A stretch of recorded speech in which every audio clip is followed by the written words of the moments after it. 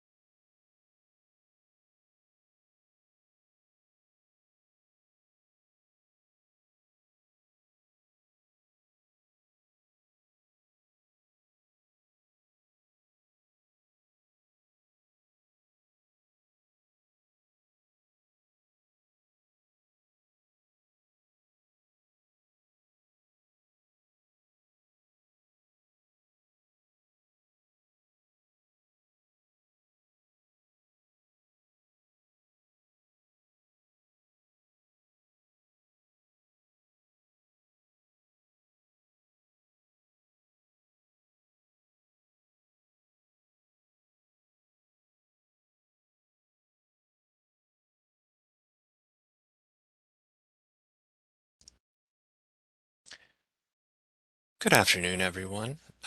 Welcome to this afternoon's webinar. My name is Max Joel. I lead the New York Sun program at NYSERDA, and I'm very happy to be welcoming everyone to today's webinar. Joining me today is my colleague Sarah Jayanthi, who will be giving the bulk of the presentation, and I also have with me Luke Forster and Dylan Cunningham, who will be assisting with the question and answer session.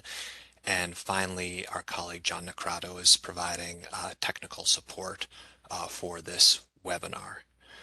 I see we still have people joining in, so I'm just going to pause for 1 minute.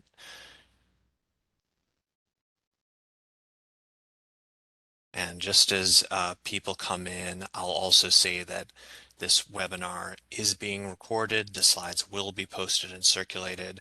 I know that's very much on the top of people's mind at the beginning of a session, so we will be circulating all of that.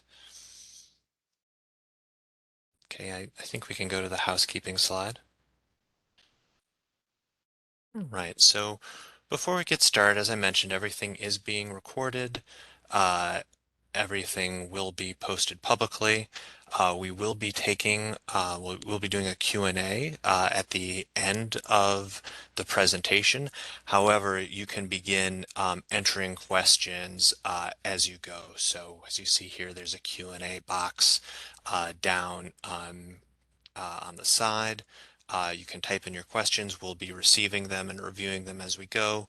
So once the presentation is over, we'll pause for a few minutes so the NYSERDA team can look through them and generate answers, and then we'll try to have some responses on the webinar. If there are questions that come up that either we don't have the information to respond to on the webinar, or if we simply run out of time, we will do our best to follow up, and you'll be hearing more about our process in just a minute from my colleague Sarah Jayanthi. We could advance one slide, please.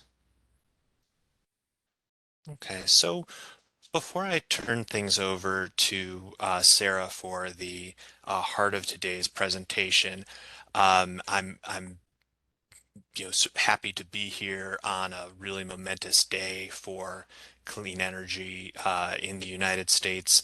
As most of the folks on this call know, yesterday the United States Senate passed the Inflation Reduction Act, which creates transformational change in the clean energy sector. I don't think there's any other way to look at it. And these changes have really significant impacts on the New York solar market, of course, and New York's requirements and goals under the Climate Leadership and Community Protection Act, the CLCPA, to drive benefits to disadvantaged communities. That, of course, is at the heart of the Inclusive Community Solar Adder, the program we'll be talking about today.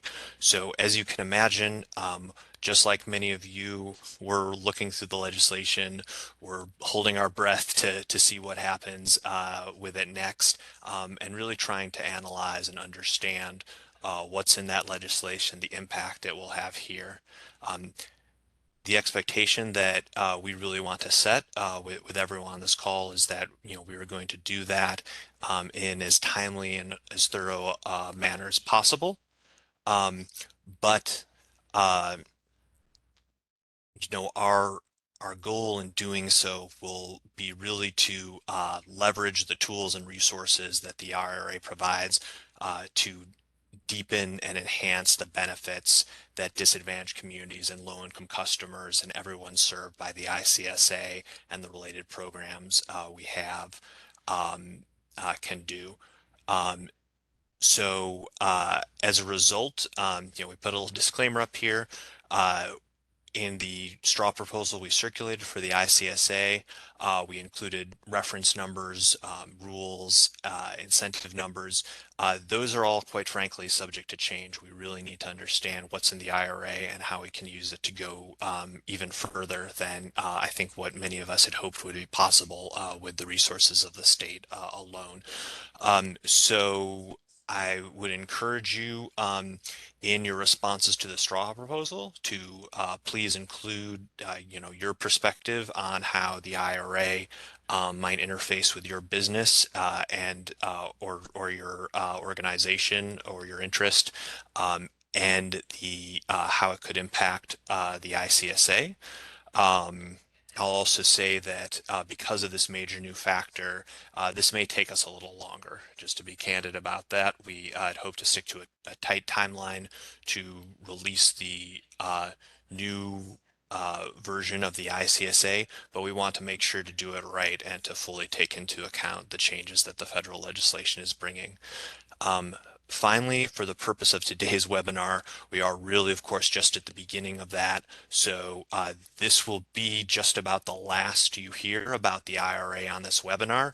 I have many questions about it. I'm sure many people on the call have many questions about it, but we're really not able to, begin to address those. So I, encourage everyone to sort of hold those back from the Q&A. We probably won't be able to address them if there are questions about the IRA, simply because we don't know, we don't have all those answers at this point. But it will be a major factor, and I will just, I guess, close by expressing my appreciation for the people on this call who have really helped over the years push forward change at the federal level. And with that, I will turn it over to Sarah. All right, thank you, Max. And good afternoon, everyone. First of all, can I just get a quick sound check from either Dylan or John? Do I sound good? You sound great, Sarah. Thank you, Dylan. So, hello, everyone. My name is Sarah Jayanthi, and as Max just told you, I'm here to talk about this round 2 proposed design of the Inclusive Community Solar Adder that we just released last week. What you're seeing here is the agenda for today. So how it will go is that I'll first go through a quick recap of the first round of the program for anybody on the call who, wasn't as involved, is a bit newer to the program. As part of that, it will be an overview of what round 1 was. I'll show you the results of the previous round, and then I'll talk a little bit about the lessons learned that we learned that helped us kind of inform this proposed design that we are here to talk about today. And then the bulk of the presentation will be about the round 2 proposed design, and I'll talk in great detail about the specific kind of areas where we made changes that you can see on the slide here. So next slide, please. So kicking off the round 1 overview, just to bring everybody so that we're all on the same page here, the goal of the round 1 of the ICSA, and it's still very much the goal for round 2, was to increase access of community solar for low to moderate income households, help people save money on their electric bills, and then reduce the operating costs of affordable housing, and then nonprofit public organizations serving disadvantaged communities. The first round of the ICSA was approved in May of 2020 as part of the larger $135 million solar energy equity framework. And we launched the first round of the program in summer of 2021. I'm going to pause to turn the page. The incentive for the first round of the program was based on the project type and the planned capacity for allocated eligible subscribers, but the actual payment that a project receives is based on the actual documented capacity allocated to eligible subscribers. So that isn't changing for this next round of the program. And then finally, for round 1 of the ICSA, at least 20% of a project's capacity needed to be allocated to eligible residential subscribers. That has changed for this round. We will talk more detail about that later. So next slide, please. So we wanted to give everybody a snapshot of what the round 1 results looked like. We've alluded to kind of these results in the past, so I think this is nothing new for folks on the call. We saw a lot of interest in round 1, particularly in the blocks that for projects that receive the community adder, and then also in the block for projects that did not receive MTC, the community credit, community adder, or phase 1 NEM. We saw a lot less interest in the program for projects that had received the market transition credit, community credit, or phase 1 NEM. And we saw a lot less interest in the Con Ed region. And so, definitely these results were very illustrative and really informed kind of our thinking around the new program design. So next slide, please. So I wanted to just take a minute to talk to you, as I alluded about before, really just some of the lessons learned that we, learned in this first round of the ICSA. I think there were a ton of lessons in the first round. So we got a lot of applications in the first round, and though it still feels like we're in the initial phases of the program because projects are just starting to get into the field and just starting to sign up customers, we do feel like there were some relevant lessons learned to help us with our thinking for round 2. The first lesson learned that is on the slide here is that we saw that there was a real appetite and interest from the community solar industry to provide community solar to underserved communities and to be able to do it at scale. So I think that was very much evident in the number of applications that we saw in the first round. We saw companies really taking that ball. And so that was definitely a real kind of learning that we got for the first round. We also saw from the applications that there is a trend for providers to use the same strategy across multiple projects. And from a sales and marketing customer acquisition perspective, this isn't unsurprising. If you're trying to bring in as many customers as possible and to do it efficiently, you're going to want to have to use a repeatable, scalable process as much as possible. But I think it was, a lesson learned to just see that as a trend, and it helped inform our design for this next round. We also saw from round one that having a discrete subscriber target, like for example, a provider says that they'll sign up between 60 to 80% of a project with eligible customers, was actually too limiting. I think what we saw is that a lot of applications would, overestimate the possibility of their success because they didn't want to apply at a lower subscription range and potentially lose out on money or opportunity if they did end up signing up more customers than what they originally had applied for. So we definitely saw a lot of people when applying so as not to lose out on possible opportunity. And then the final thing I'll note is, or not the final thing I'll note, is that we saw a lot of really creative projects that did not offer that standard community solar offering, and actually were able to go above and beyond in terms of providing greater savings and greater commitment to serving in underserved communities. So I think that for us was a really positive observation that we had in the first round of the program. At the end of the day, this program is tied to the solar energy equity framework, which is really about providing savings and commitment to underserved communities. So it was good to see that.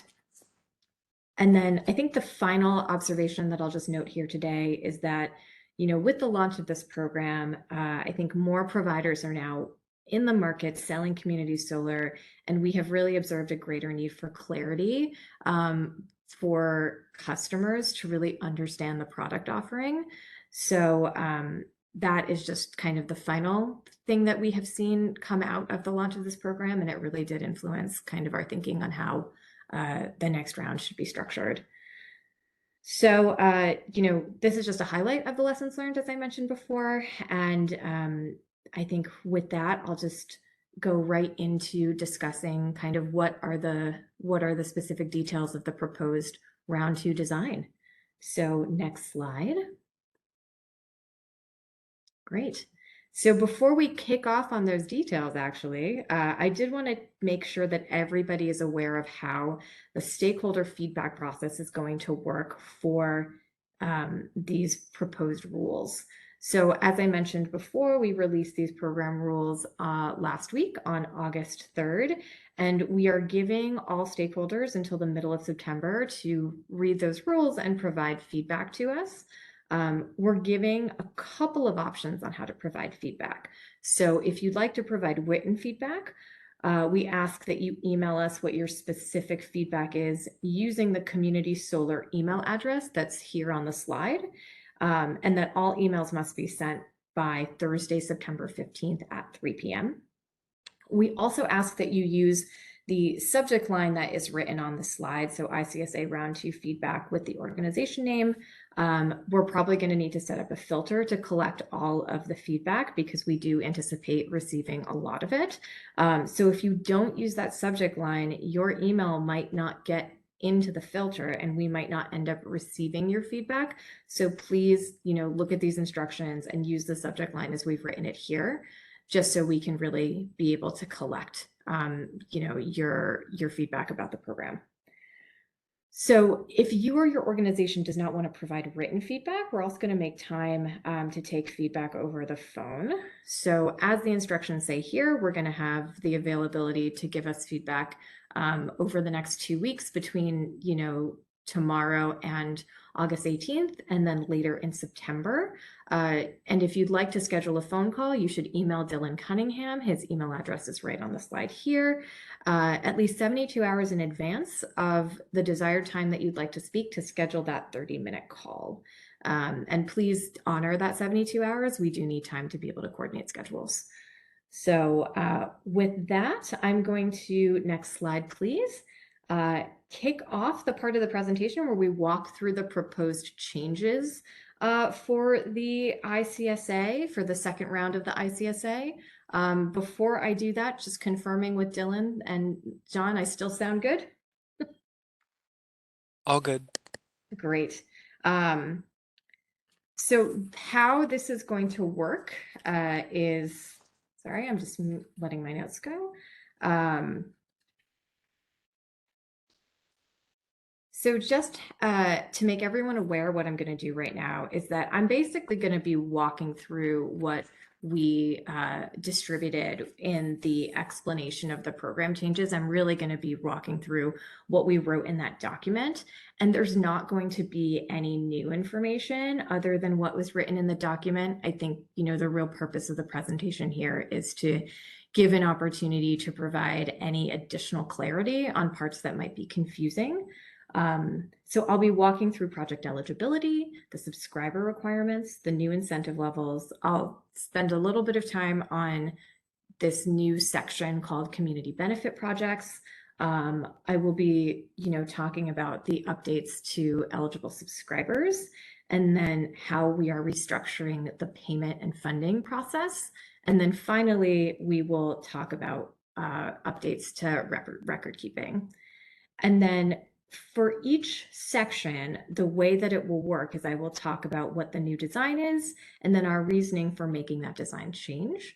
We really have designed and structured this presentation to help everyone on the call better understand our reasoning and our, the reasoning for the second round design, and to help inform the feedback that you will hopefully share with us. So please let us know through the feedback process, kind of if you have any additional questions, and of course through the Q&A that's happening later in this call.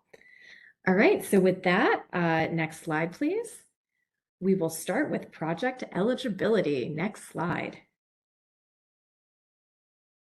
So the major change around the project eligibility is for the second round of the program, we are proposing that a minimum 40% of the project capacity must be dedicated to eligible ICSA subscribers.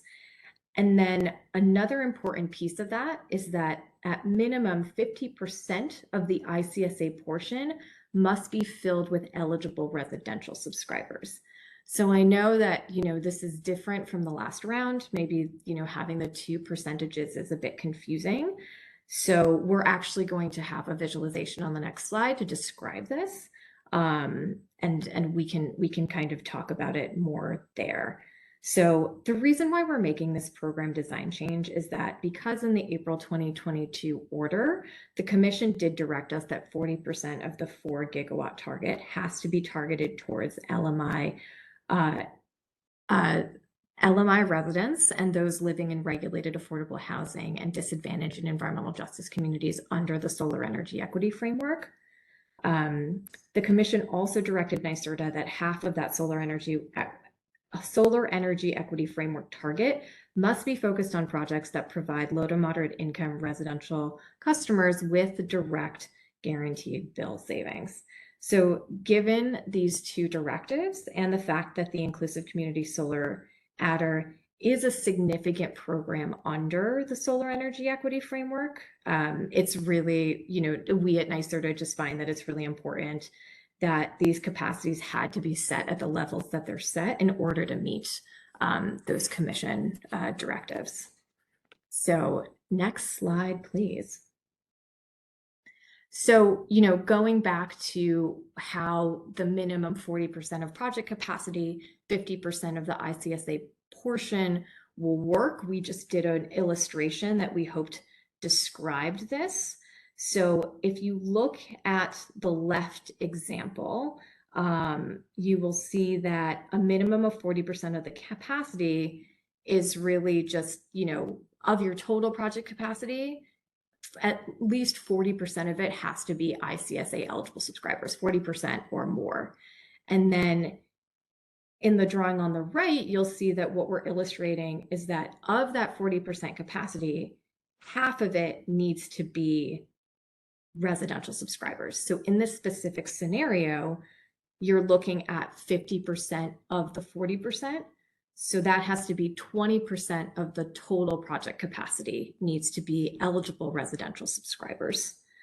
So I think the easiest way to describe this, and I'm spending a lot of time on this intentionally, is that 40 of the percent, at minimum 40% of the capacity needs to go to eligible ICSA subscribers, and then half of your ICSA portion, so in this instant, it's the 40%, half of your ICSA portion has to be residential subscribers. So I'm sure there's a lot of questions about this. Feel free to throw them into the chat. The illustrations are here. We're going to be sharing the slides after the presentation. So, if you want to look at this longer and talk to us about it, we're happy to do that. Next slide is incentive levels. Oh, next step, please. Yes, incentive levels right there. Next slide. Thank you so much, John.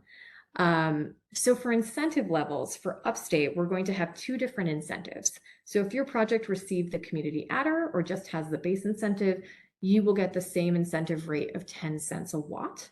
And much like last time, projects that received the market transition credit, the community credit, or our NEM projects will only be eligible to receive the 5 cents a watt adder.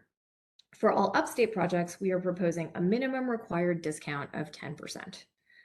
For the Con Ed region, projects will be eligible to receive a 30 cents a watt adder, and the required minimum discount we're proposing is 15%. So the reasoning that we have behind these specific numbers is that, we did a similar analysis for the ICSA incentive levels as we did for the Block 18, Block 19 community adder, incentive levels. And the analysis really helped us determine the rates by modeling current costs and project costs and revenue. I'm sure we're going to get a lot of feedback about this specific section. So if you do have specific feedback about incentive levels, providing us, your quantitative analysis to help us understand, kind of your perspective on it is always helpful. But that was really the reason for setting the rates that we did. And then the last thing I just wanted to reiterate is what Max had said, is that, these incentive levels might be adjusted or changed before the actual program is launched, given the Inflation Reduction Act. But as Max had said, that's all we're gonna, we don't know what we don't know. So we'll see what comes out of that if it does get passed fully. So next slide, please. So now I'm going to spend a little bit of time on community benefit projects. Next slide. And community benefit projects are really an expansion of the original environmental justice incentive that was available in the last round of the program. That incentive from round one has been reconceived. There are now more configurations possible. Sorry, I should have taken a water break. I'm going to do that. 1 minute.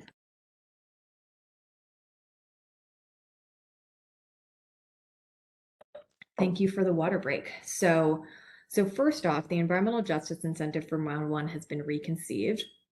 There are more configurations now possible in order to qualify for this higher incentive, and it is now available both upstate and downstate. Originally, it was only available in the downstate Con Ed region. So the reason for this configuration and expansion is that we wanted to be able to enable projects statewide to offer robust benefits and deeper savings to the underserved communities across the state. What is not changing, and I wanted to just stress this, is the importance that we are placing on engaging with and involving the disadvantaged communities in community benefit projects, and that those disadvantaged communities will be defined by the Climate Justice Working Group in order to get this higher incentive levels. So even though it's expanding beyond just the original locations, and there's more creativity and flexibility available in the types of projects that can apply for it, what's really important with this project, or with community benefit projects, is the importance that we're placing on engaging and involving the communities. So, and with that, I can go into the next slide. where I talk in greater detail about the parameters that are needed to be qualified as a community benefit project and to be able to receive the higher incentive level. So first off, projects are required to offer a 20% bill discount to customers. After that, each project must have 3 of the 5 following features: a close partnership with the DAC org that is participating, in the project development at an early stage, workforce training and hiring commitments, a community-based or participant ownership model in the project itself, a dedicated strategy to target individuals in DACs with limited English proficiency, and then finally, siding with a DAC that will only serve the surrounding community. And so I just want to reiterate that, it's 3 of the 5 that I just described. So if you can only hit 2 of them, it wouldn't be qualified as a community benefit project. But if you're able to get 3 or more and provide the 20% bill discount, more likely than not, the project will qualify as a community benefit project. So the reason for these changes are based on the lessons learned during the initial round of the ICSA. We saw market participants respond with project ideas that creatively remove barriers for underserved communities. And, our intent here is to really be less prescriptive and encourage more projects to exercise that creativity and flexibility. However, we need to ensure, because a higher incentive level is being received, that these projects are truly robustly serving the DACs beyond what ICSA projects are just required to do, right? These really are about providing greater benefits and deeper savings. And so, we put in some program rules for safeguards. So, in the with this and all of the proposed requirements, please look at them and provide us feedback kind of on what we're thinking here. We'll just do one more slide to close out community benefit projects. Next slide, please, John. And that is the incentive levels slide. So if projects are able to offer the required 20% bill discount and meet 3 of the 5 criteria illustrated, then upstate projects that receive the megawatt block and or community adder would get 20 cents a watt. And this is a new incentive. It's not adding to the ICSA. So they would get 20 cents a watt. And upstate CDG that received phase 1 NEM, market transition credit or community credit, it would be a 15 cent a watt. And then for Con Ed, it would be 40 cents. So our real reasoning here is that the incentives, we want to ensure that these projects provide greater benefits and deeper savings to the participating customers and their surrounding community. And with that, we will move to eligible subscribers. And I'm going to take another water break. It's just, I'm talking so fast.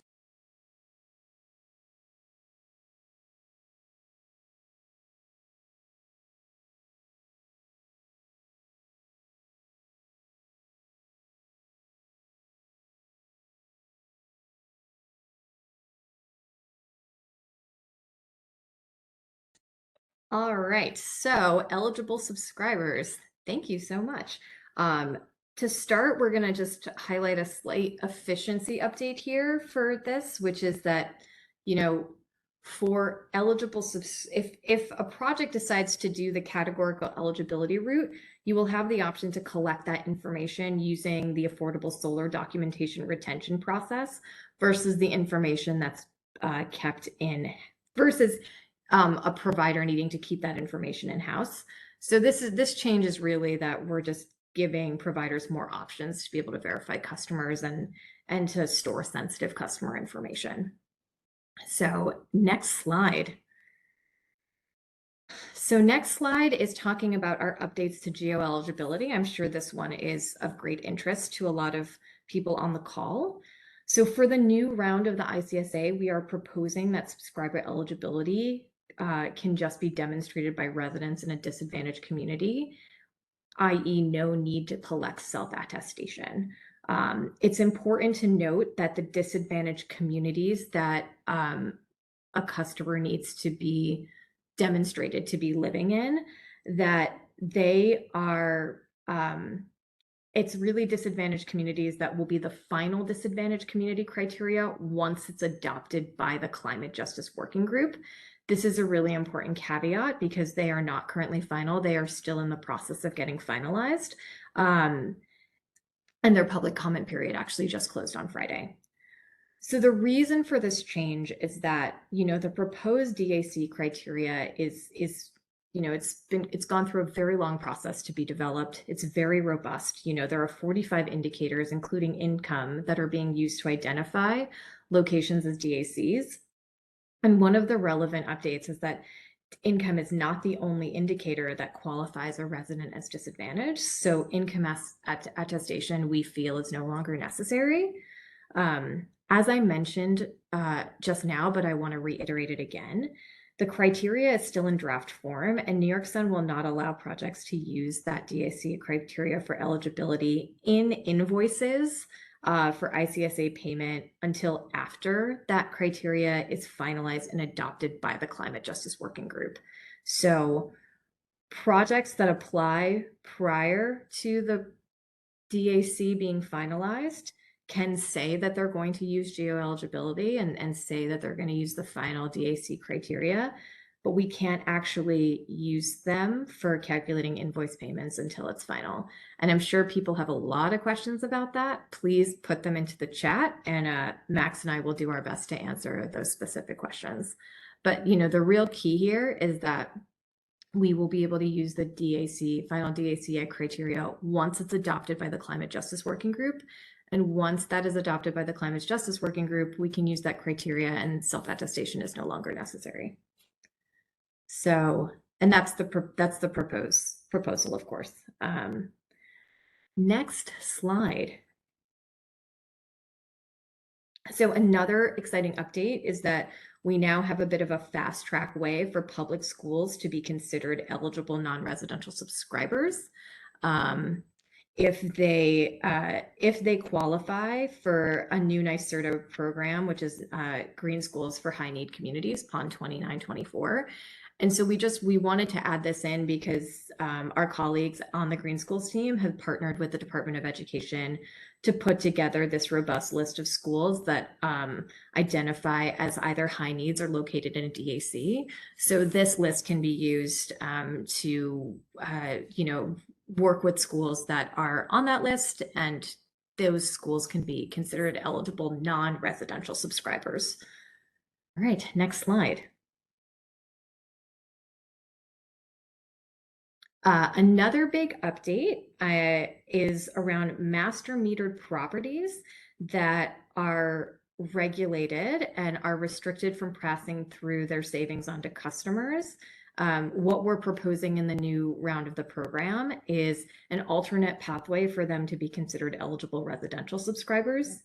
Our reason for the change is that, in round one, we really saw that certain affordable housing properties are restricted from providing additional dollars or value other than what's prescribed in their regulatory agreement for their tenants. So they really can only do what's in the regulatory agreement and nothing more. So, this really enables a pathway for that specific small subset of projects. I just want to be clear about that. To be able to be considered eligible residential subscribers, and they provided that they're able to follow the requirements that we've outlined in the program manual. So it's really for a small subset of projects. It's really master metered properties that are restricted from passing through savings, and it says that in their regulatory documentation, and it's really only available to master meter properties that are owned and managed by nonprofits or public entities. So this is what we're proposing as a path forward for those projects to be able to participate as residential subscribers. Would love to hear feedback on that specific update. All right. And with that, let's go to the next slide. Okay, and now we're going to talk about applying for the ICSA. There's a lot of updates here on what needs to be submitted and the submission process. So to kick it off, next slide, we're going to talk about the submission process. For the next round of the ICSA, we're proposing that projects can now apply as a portfolio if they have the same customer acquisition, subscription manager, marketing sales strategy, and customer service process. That being said, it will be staged. So after the first application, which we're calling the primary application, is approved by NYSERDA, providers can then submit other applications in the portfolio, which we're calling subsequent applications. So the reason for this is that we observed in the first round that many contractors use the same acquisition strategy, subscription manager, customer protocol for their entire portfolio of projects. And we think this is a more efficient way to conduct the review and awarding of the program. Next slide.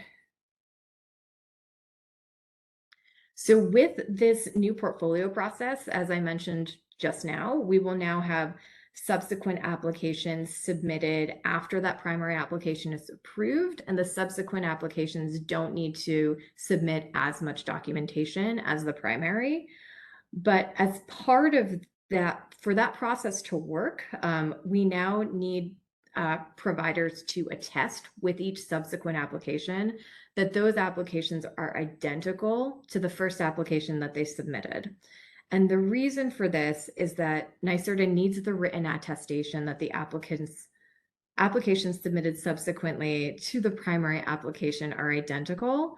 I think it's just, if we're going to have this more streamlined process, there needs to be, a written demonstration that in fact there is that the applications in the subsequent are identical to the primary. So with that, next slide. And then finally, as part of this new portfolio submission process, we are also requesting that projects list all of their proposed projects that will be submitted as part of a portfolio when they submit their primary application. And the reason for this is it's important for New York Sun to gauge the scale of your planned acquisition strategy. But this information is really just for awareness. Customers or contractors are not required to submit. If contractors don't know all the projects that will be part of this portfolio, that's fine. And, conversely, NYSERDA may not approve all the projects in the portfolio. Next slide. So next up is the customer document. So we are moving into, we're moving away from what the submission process is. And now I'm going to talk about what are the updated pieces that need to be submitted with the ICSA Round 2. First up is that, going forward, that the actual community's CDG disclosure form and the actual residential subscriber contract that a customer will be subject to must be submitted with every ICSA application. So that's both the primary application and then each subsequent application. And the reason for this is, in the initial round of the ICSA, we got a lot of, templated disclosure forms, templated residential subscriber contracts. And it's really important for New York Sun to maintain the actual contract and the actual disclosure form for each project in the event of any project changes, which we'll talk more about later. And if there's a customer complaint, we need to be able to track down kind of what were the original terms of that actual contract that the customer is subject to. Next slide.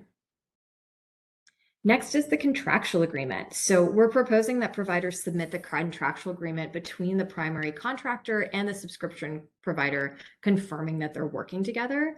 The reason for this is New York Sun is looking for more maturity in the customer acquisition planning process, including confirmation of who will be performing the acquisition and subscriber management. We did see examples of projects coming in without that information, and it's really important that that stuff is finalized prior to applying for the ICSA.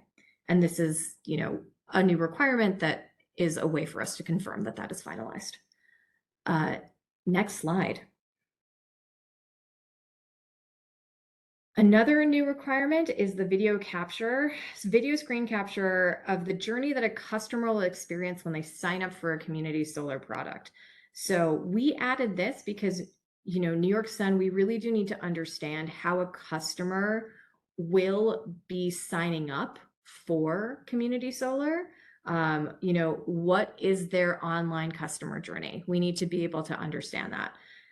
If we feel like the video capture doesn't sufficiently help us understand what that journey is, what that experience is, NYSERDA may request a dummy login to experience that customer sign up project. We really just want to understand what is the customer experiencing when they're signing up for community solar. Next slide. Okay, so the next slide is about door-to-door sales. So for the next round of the ICSA, we are proposing that customer acquisition strategies that use door-to-door sales will not be allowed for ICSA funding projects, and that failure to adhere to this requirement may result in NYSERDA rescinding the award or rejecting the invoice. So the reason for this is customer feedback. New York Sun has seen an uptick in complaints from customers related to interactions with door-to-door sales contractors. I think in order for this program and for community solar at large to be successful, it's imperative that eligible subscribers that are part of the ICSA are just appropriately educated about community solar and its benefits so that they feel comfortable and confident signing up for the product. NYSERDA, New York Sun feels just the nature of door-to-door sales doesn't really allow for that slower transactional educational process. And so at this time, we just don't feel comfortable funding projects that use this tactic to sign up customers. This is a proposed, as with, you know, as with like a lot in this program or in this proposal, this is a proposed program change. So please provide us feedback on this. I think that'll be very helpful for us. All right, next slide. And finally, for this section, project changes.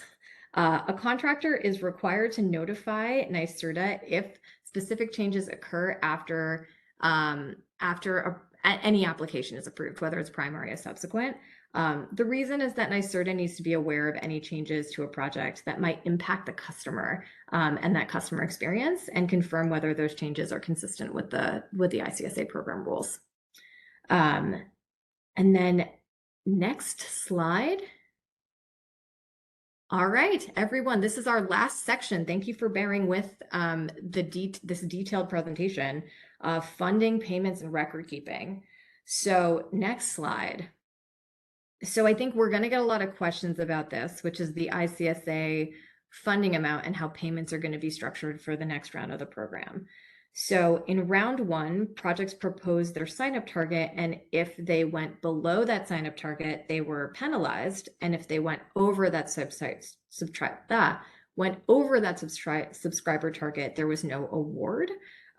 We realized that this would be too limiting, given the highly kind of variable nature of customer acquisition in general. So we designed something different. So each ICSA application will be contracted at the 40 to 60% eligible subscriber target range. So remember, 40% is the minimum that is required to be eligible for this program. So everyone's going to be contracted. Basically, it's at a 40 to 60% range, so the minimum up to 60%. And that means that the funding amount included in the ICSA award letter will be calculated as the ICSA incentive rate at 60%, 60% of the total project, the project's total capacity. If projects are able to allocate more than 60% of their project capacity to eligible subscribers, they will be eligible to receive additional funds at the ICSA rate for their applicable project type, pending dollar availability. I'll walk through those scenarios in a minute. In fact, you know what? Why don't I just walk through them right now? Next slide. So here we have the first example, which is probably what we'll see for most projects. This project allocated 55% of their project capacity to ICSA subscribers, and more than 50% of that ICSA portion. So that's what you see here is 1.65 megawatts as the Resi subscribers. More than 50% of the ICSA portion has been filled with eligible residential subscribers. So this would be a project that would be able to get the full kind of 55% for their first payment. And the way that the calculation would work is that it would be the kind of the full the full project capacity times the percentage dedicated to the ICSA subscribers. So that's the 55%. And then multiplied by the incentive rate. And then because this is the first invoice payment, we wanted to be as accurate as possible kind of with these example calculations. For the first invoice payment, you would only get 50% of the whole award anyway. So this is just an example that if you are between that 40 and 60% and you have more than 50% of your ICSA portion, so more than half of the subscribers in your ICSA portion are residential, then that's kind of the perfect example, and this is what an example payment would look like. All right, next slide. So another scenario we anticipate seeing is that for a project that allocates more than 60% of the project capacity to eligible subscribers and more than half of that ICSA portion, so 50% or more of that ICSA portion is filled with residential subscribers, that project would actually be eligible to receive additional funds at the ICSA rate based on their project type, and it depends on the availability of money that we have left. So for example, a 5 megawatt upstate project that has an approved ICSA application and signs up 80% of the project with eligible subscribers, the way that they would be compensated for that first invoice payment is that the first invoice payment, it would be, just getting that first payment at the 60% for the 60%. So it's the project capacity times 60% times the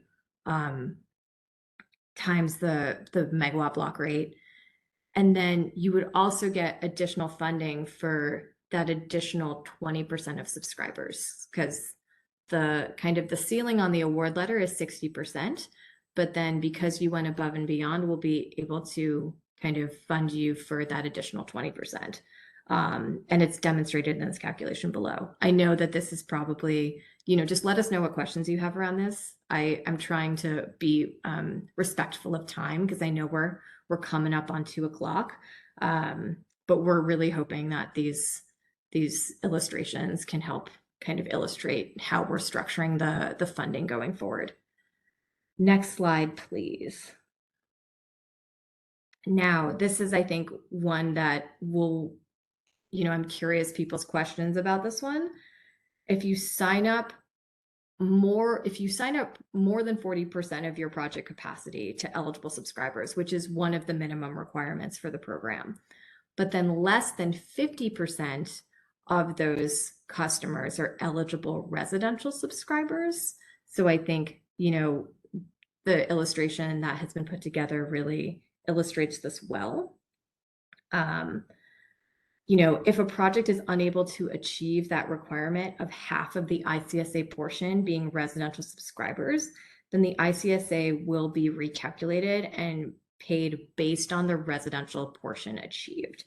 So the way to look at this, if you look at these examples, if a 5 megawatt project fills 1 megawatt with residential subscribers, ICSA subscribers, and 3 megawatts with non-residential ICSA subscribers, New York Sun would only pay out double the residential ICSA subscriber achieved. So it would be 1 megawatt plus 1 megawatt. So that 2 megawatts of non-residential would not be paid out. And it's because it's really important for us to achieve that minimum requirement of 50% of the ICSA portion is eligible residential subscribers. All right, next slide. We're coming up on the end, everybody. And finally, just an important note here that if a project allocates less than 40% of their project capacity to eligible subscribers or less than 20% of the project capacity to eligible residential subscribers, that means a project has not met the minimum requirements of the program, and we will not be able to pay it out. It will be ineligible for the ICSA. So we have some illustrations here to demonstrate that as well. I'm going to move on to the next slide just because I want to make sure there's enough time for Q&A, but we will be distributing these after the fact. And then the final slide before Q&A, or the second to last slide before Q&A, is our proposed update on the record keeping requirement.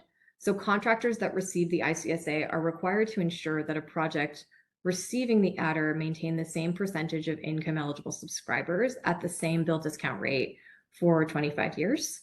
If a project is configured so that it no longer qualifies, NYSERDA will, we have some suggestions on of sorry, NYSERDA will require a return of the ICSA incentive funding based on the pro rata share of a 25-year term. So we're really just, the reason for this is that the Solar Energy Equity Framework funds from which the ICSA is drawn must be used in a thoughtful and comprehensive manner, right? Like to benefit the disadvantaged communities. So the reason for these funds, as I said before, is to provide benefits to LMI residents and organizations serving disadvantaged communities and regulate affordable housing. And it's really important that those benefits are long-term. And, that was also connected to a directive that we got from the commission, which is referenced here on the slide. So with that, next slide. I just wanted to give a quick reminder of how to submit feedback for the program rules. As we said before, it can be written or verbal. You can schedule a call with us. Has to be provided to us by September 15th at 3 p.m. And then we're going to move into the Q&A now. So next slide, please. And I'm going to hand it back to Max while I take a water break. Okay, thank you very much, Sarah, for the very informative and detailed presentation. Again, as Sarah described, everything that was discussed on this presentation is in the document that was circulated. So we'd really appreciate it if you could refer there as well as the slides and the webinar as you're generating responses to the straw proposal. So I think I'm going to pause for just a minute to begin to review some of the questions that have come in. Maybe I'll kick it off by answering a couple of the early ones as I see some more coming in. So one question that came in was for the environmental justice adder with regard to the 20% bill discount requirement. The question is essentially asking, would that requirement apply to just the residential portion or to the residential and non-residential portion? That's a terrific question. It would certainly, our intention is that it would certainly apply to the residential portion. I think at this point, we'd really ask stakeholders on this webinar who are planning to be working in that area on projects that would be eligible for the environmental justice adder to provide some feedback on of course the entire proposal, but also that question of non-residential requirements, whether that 20% discount requirement should be extended to say nonprofit organizations and DACs or affordable housing the same way it would be for residential. Hi, Max. This is Luke, Luke Forster from the NYSERDA team. Just adding a little bit on to that question. We also anticipate that many of these projects will have some market rate customers who are not LMI or serving a DAC at all. If the project is, for instance, 40% LMI with a mix of residential and non-res in 60% market rate, we are not requiring that the market rate customers have any specific level of bill discount. I just wanted to put that out there as an additional clarification. Yeah, thank you very much, Luke, for clarifying that. No, that's absolutely correct. So the second question that I see that I can answer quickly is how will this the ICSA tie into the Department of Energy's upcoming low-income community solar platform for LIHEAP recipients. This is another recent development that many of the people on the webinar may have seen, a press release from the White House about a new community solar platform in development at DOE. New York has signed an MOU with DOE to work with them on scoping out and developing that platform. So I think the important thing to be aware of here is that we are at the very beginning of that process. Uh, so part of what that will look like is New York, other states, Department of Energy, other stakeholders, really kind of understanding the sort of policy and operational potential for this kind of platform and how it could work. So it's very early stage. The short answer to this question is probably TBD, to be determined, but certainly from the New York perspective, we'll be approaching our role in that process very much with an eye towards, how can this tie into and support ICSA projects and the ICSA process. But I can't provide, even an estimate of the timeline for when something like that would be available, or exactly what it would offer. Just we haven't even started on understanding that yet.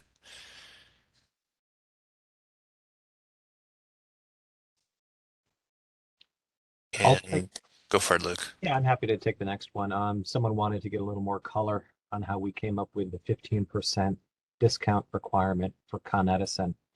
As Sarah mentioned, what we did is we took a look at what we know about project costs and project revenues. We have a model we built out where we looked at the average project development cost for a Con Ed community solar project, and the ongoing costs in the expected project revenue, from property tax abatements, the New York Sun base incentive, the ITC, as well as the additional 30 cents per watt that we're proposing for Con Ed. And we ran that calculation and found that 15% bill discount appeared to be appropriate given what we know about current project costs and revenues.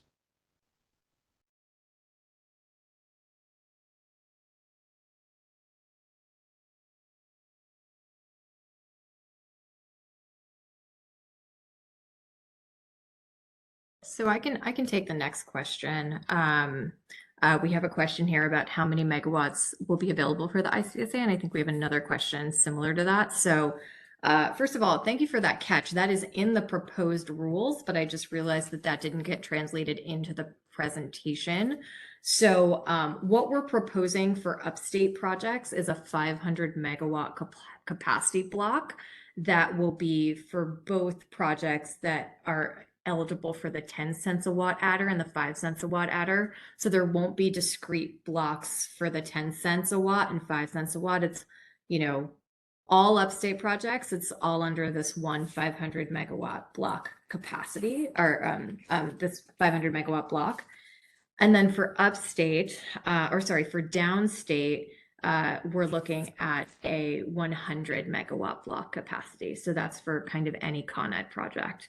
And included, what I forgot to also mention is that for the community benefit projects, both upstate and downstate, the capacity will be drawn from that larger megawatt block. So for upstate, the community benefit projects will be drawn from the 500 megawatt block.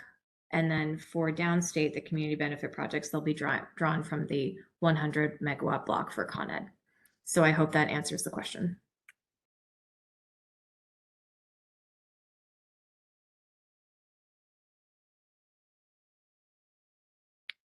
So I'm looking at,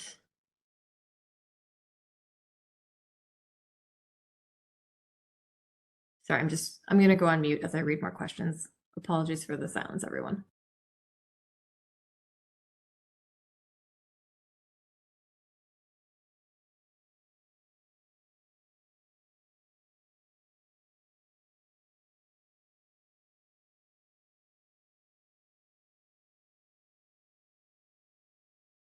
So I would love some more clarity about a question around, regarding the 50% of the ICSA requirement must be residential.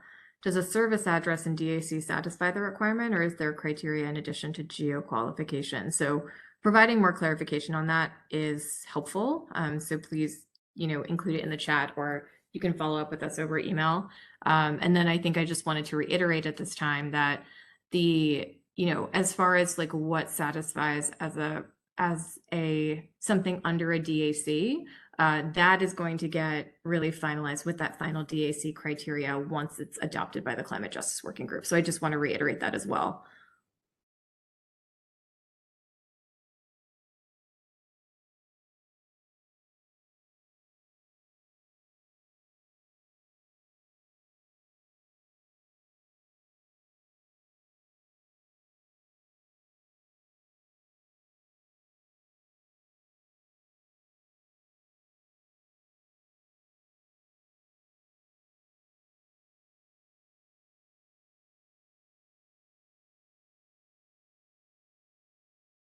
I will do my best to just keep going with these questions.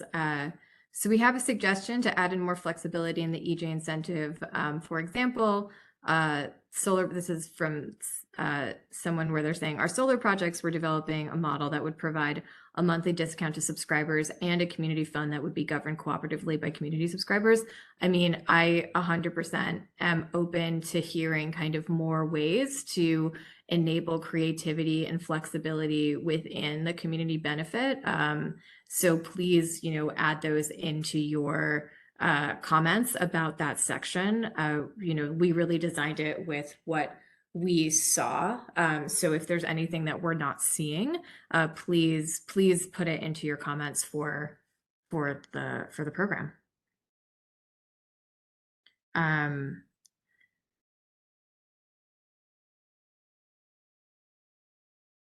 We have a question about, is there any data available that can be shared that would support the proposed ban on door-to-door sales for ICSA eligible projects? I would love to kind of hear more about what data you are specifically asking for. I think, the explanation that we provided in this and in the document is really just around, the uptick in the customer complaints that we're seeing, and just that's really the data that we can provide. And because it's customer information, it's because it's coming from customers and that's sensitive customer information, we can't do more than that. So I'm happy to just kind of hear more about your specific data questions related to that. And as I said, this is a proposed kind of this is a proposal. So, please provide feedback on that, and we'll absolutely take that in consideration.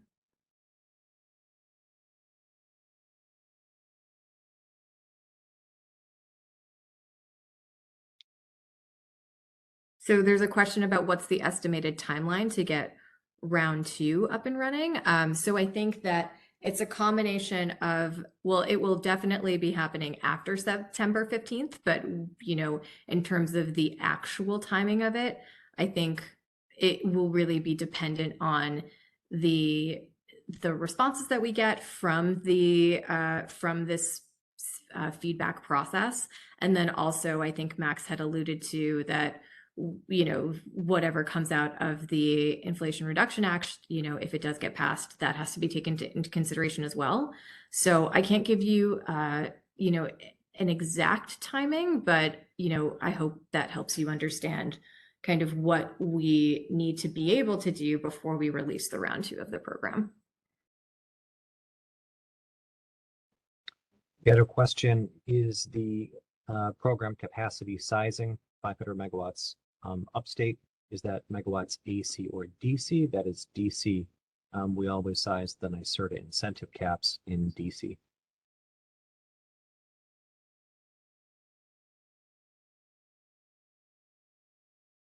Max, did you want to take question 8?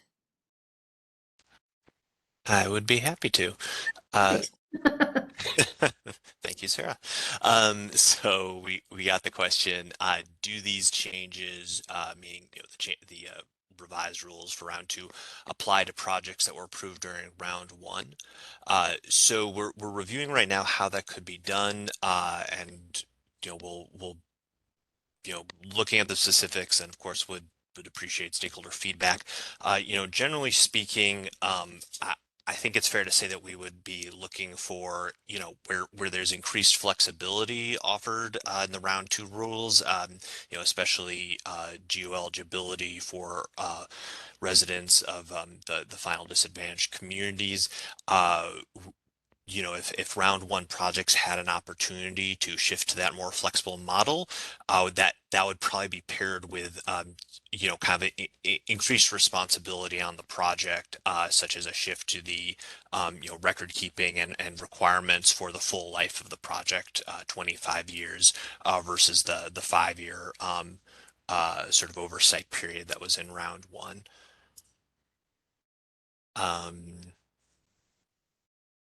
Looking ahead here. So I see a question, can currently operating projects contact their existing customers to determine their ICSA eligibility and retroactively apply if they meet requirements? The answer there is no. Similar to round one, the rule will be that all customers that are being considered as eligible for the ICSA to calculate the ICSA incentives, they must be new CDG customers. So when they appear on an invoice for the ICSA, that must be the first time they've been on an accepted utility allocation form for CDG. So folks can't just be transferred from old projects if they qualify. Also, I see a comment related to multiple discount rates for net crediting, pointing out correctly and very importantly that there's currently no ability to provide multiple discount rates for net crediting projects. That of course means there can't be a different rate for LMI and non-LMI subscribers. That of course is correct under the current regulations, and I think that the comment is meant to convey that create some complications or challenges for projects that are trying to meet the discount percentage requirements for the ICSA, perhaps especially the higher discount percentage requirements under the Environmental Justice Adder. That it unfortunately is just a feature of the current regulatory environment. I think many of the folks on this call, including the person who put that kind of out there, are very engaged in efforts to see whether and how quickly that and other barriers in the billing and crediting world can be addressed. But until that happens, this does indeed present a challenge. Sarah, let me turn it back over to you. If Yeah, you can take I was first. I was gonna take it back. Sorry, Max. I was having trouble finding the mute button. So we have a question here, and I think I might need more clarification on it. So please do that in the chat. So they are asking, for the example that you're laying out where a project exceeds 80% ICSA subscribers, would the incentive rate ever exceed the 10 cents a watt for the remaining 20% capacity that is eligible? Or for this project, is the incentive always capped at 10 cents a watt for upstate projects? So I think the question, and please clarify if I got this wrong, is around like if a project could theoretically get more than 10 cents a watt for that additional capacity, and the answer is no. So, in the example that I had outlined, say that you're able to sign up 80% eligible ICSA customers, and 50% or more of them are residential, right? Then what would happen is that you would get paid, for that for that initial 60% at the 10 cents a watt if you're an upstate project with community adder or just megawatt block.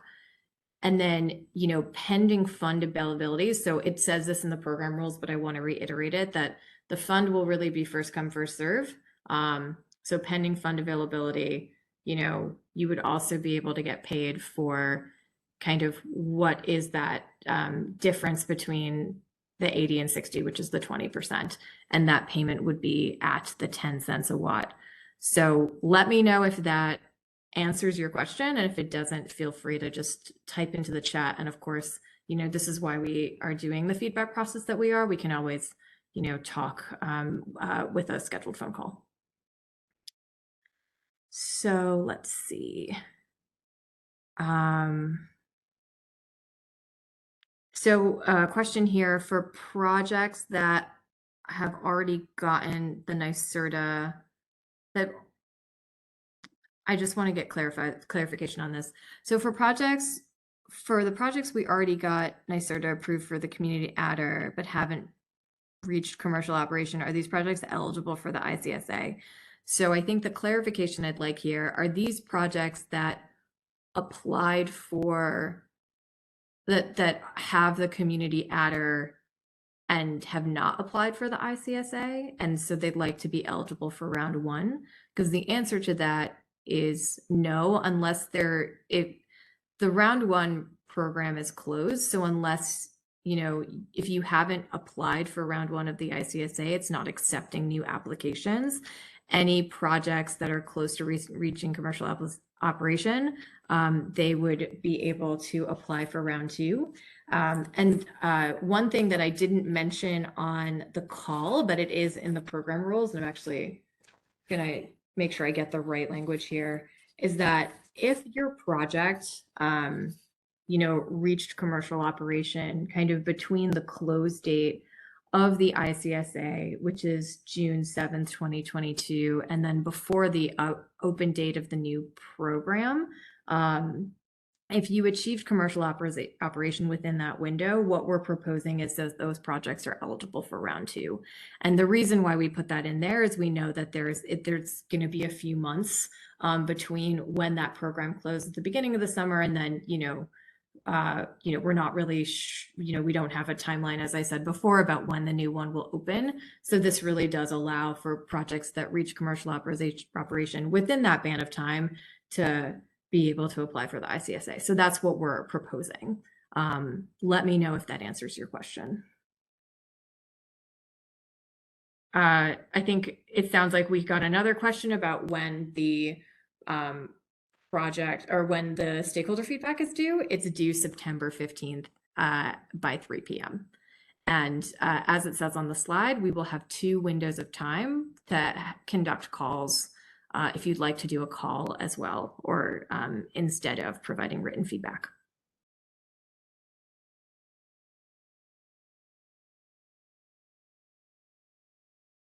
Let's see, looking at the questions. Max, I might need your help with this one, which is question 17. So I think this is under the UBP, I think is what this individual is saying. Projects are required to maintain the same customer discount with the exception of one customer account. Under the EJ benefit, 20% minimum applies to only the resi portion. Is it your intention to compel the rest of the project to use the 20% discount, or will there some sort of exception to the UCB rule? And are you willing to accept that the EJ benefit may in practice apply to only non-UCB projects? So I think this actually goes back to Max's kind of initial response, which is that, when we were designing this, we were definitely thinking, primarily about those residential customers. So that's a good one to put some specific feedback on in terms of like what is applicable and required in terms of the non-residential customers. In terms of the discount rates, though, I think we can't do anything that's outside of what has been directed by the commission. So I think this question kind of combines the 2 of the earlier questions, yeah. one about the sort of the goals of the 20% minimum, the one about the challenges of the net crediting regulation for that each of the non-demand customers has to have the same discount, and at least currently only a single customer account can be exempted from the uniform discount. I'm thinking the CB in this acronym might be consolidated billing, which is another term used for net crediting. Got it. Great. Thank you, Max. Yeah, so please provide feedback kind of on that specific situation that you're thinking about.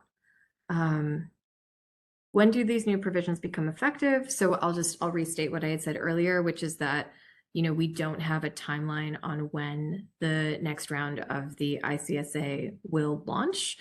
Just to give you an understanding of kind of what our next steps are, though, the stakeholder feedback is due September 15th at 3 p.m. After that, we do have to, take some time in looking through all the stakeholder feedback and taking into consideration kind of, what relevant changes might need to be made based on what we're seeing from the stakeholders. And then also, something that has to be factored into the timeline is any kind of consideration that needs to be made, with whatever comes out of the Inflation Reduction Act. So given all of those variables, I unfortunately can't give you a precise timeline on when it will happen, but I can safely say it will happen after September 15th. I just don't know when.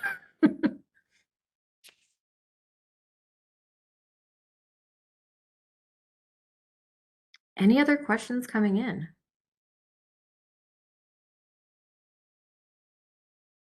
We can allow for a couple of minutes of silence if more questions are coming in, because we've got at least 10 more minutes on the call.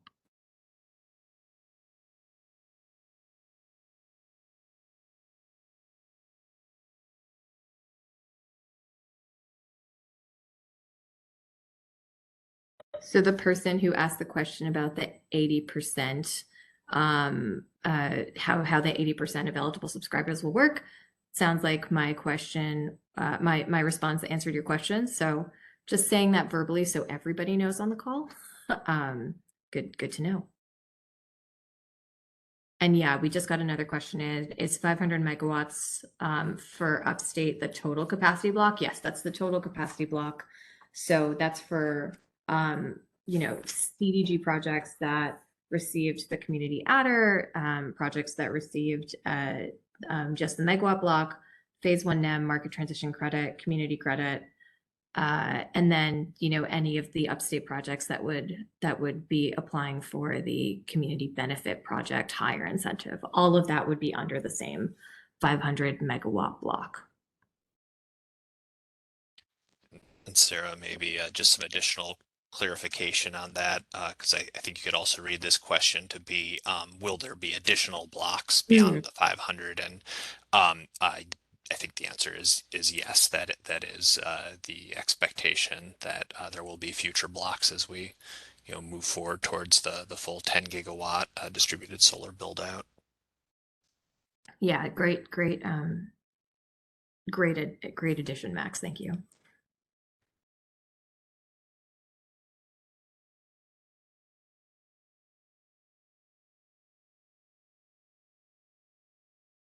Oh, and I'm now seeing that there was a second part to that question anyway. I just didn't scroll down long enough.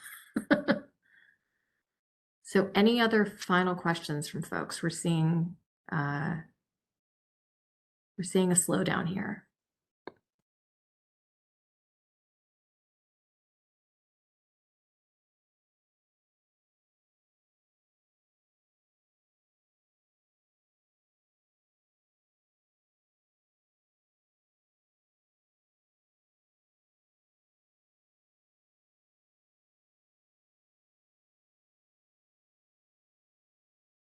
Okay, so I think since we're not seeing any more questions, maybe just the way that we want to end this, John, can you just go back one slide? Perfect. So, thank you so much for joining us on this presentation today. I just wanted to reiterate what the next steps are for this program. So written feedback, as I said before, it must be sent by September 15th at 3 p.m. All feedback is due by September 15th at 3 p.m. And there are two ways to do it, either through written feedback or a phone call. If you have any additional questions, emailing communitysolar@nyserda.ny.gov. That's the email address to send. So thank you so much, everybody, for your time on this very hot day here in New York City. I hope everyone is staying cool. And, you know, we look forward to continuing to partner with all of you on this program. Thank you. Thank you all.